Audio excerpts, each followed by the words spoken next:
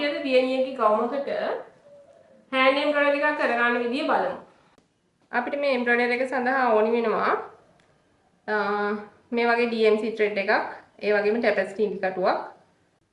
frame එකක දාන්න පුළුවන් නම් හොඳයි. මම මේක පොඩි දෙයක් නිසා තේ මැහුවේ.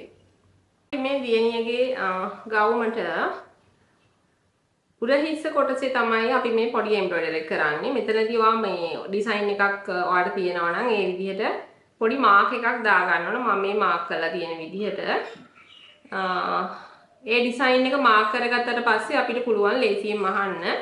අනිත් එක තමයි මම පාවිච්චි කරන්නේ අද fly stitch එකයි French knot එකයි. එතකොට fly stitch එක අපිට උරහිස මෙතන කෙළවරේ ඉඳන් මේ පැත්තේ ඉඳන් මහන්න බෑ. ඒ කියන්නේ මෝස්තරේ අවසන් වෙන පැත්තේ ඉඳන් ඒ විරුද්ධ පැත්තට තමයි මහගෙන එන්න ඕනේ. එහෙනම් අපි බලමු කොහොමද කරන්නේ කියලා. ඉස්සලාම ඔයා මේ DMC thread එකක් මම මේ පාවිච්චි කරන්නේ මේකට ගැටයක් දාගන්න. මෙතන මෙන්න මේ වගේ loop එකක් එන්නේ. ඔයා එතකොට මෙන්න මේ විදිහට needle එක දාලා මේක මෙහෙම ටැග් කරගන්න ඕනේ.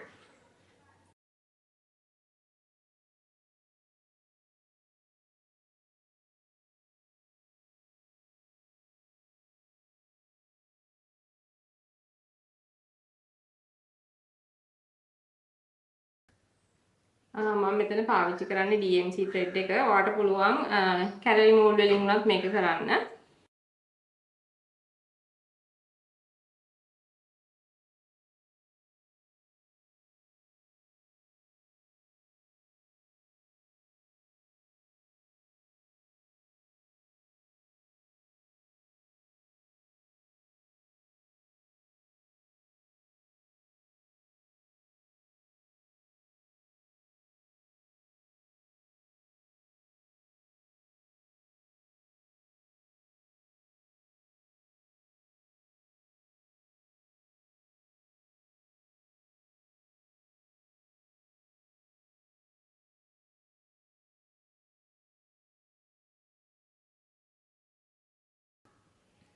ඊළඟට මේ නාරදිය මහනකොට මෙන්න මේ විදිහේ මැස්මකුත් ඔයා පාවිච්චි කරන්න ඕන. මෙතන ළඟ කොළ දාන්න එපා. එතකොට ඒක ලස්සන නැහැ. මෙන්න මේ විදිහට ටිකක් අපි ඉත්ත මහනකොට ටික දුරක් මේ විදිහට අරගෙන එන්න.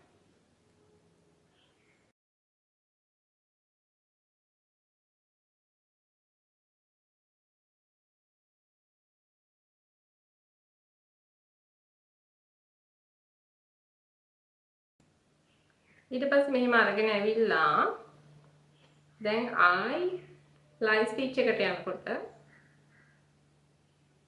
මෙහෙම ඇතුලෙන් ඉදිකට රඳවගෙන නැවතත් අර විදිහටම මහගෙන යන්න.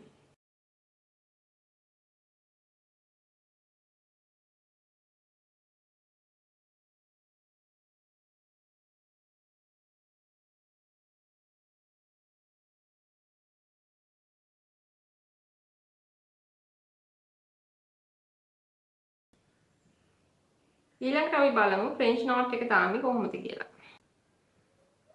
ඊළඟට අපි French knot එක දාගන්නේ කොහොමද කියලා බලමු. මම මේකට DMC thread එකේ කහ පාට තමයි පාවිච්චි කරලා තින්නේ. මේකේ පොඩි shading එකක් තියෙනවා. කහ පාටයි සුදුයි shade වෙලා තියෙන්නේ. දැන් මෙන්න මේ විදිහට ඔයාලා needle එක අරන් මේ tapestry needle එකක් පාවිච්චි කරන්නේ. ඉදි කට්ටේ දෙපාරක් මේ විදිහට දවටලා එතනින්ම මෙන්න මේ විදිහට ඉදි කට්ට දාන්න ඕනේ. ඊට පස්සේ මේ පැත්තට තියෙන මේ නූල මෙහෙම හොඳට තදින් අල්ල ගන්න. ඊට පස්සේ මෙන්න මේ විදිහට පහළට අදින්න ඕන නූල. ওই විදිහට තමයි මේ French knot එක අපි දාගන්නේ. අපි ඊළඟ එකත් බලමු. දෙවරක් මේ විදිහට දෙවටුවා. එතනින්ම ඉදිකට දාන්න.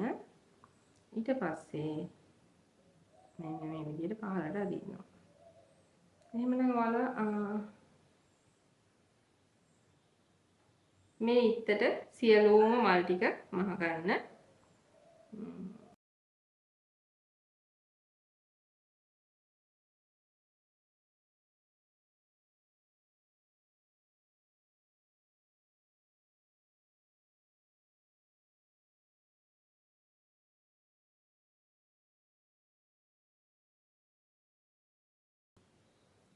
මේ විදිහට තමයි අවසන් වෙන්නේ. මේකටත් අපි ෆ්‍රෙන්ච් නෝට් ටිකක් දාගමු. පොඩි කෙනෙක් ඇඳුමකට පොඩි ඩිසයින් එකක් මේ විදිහට දාන්න පුළුවන්.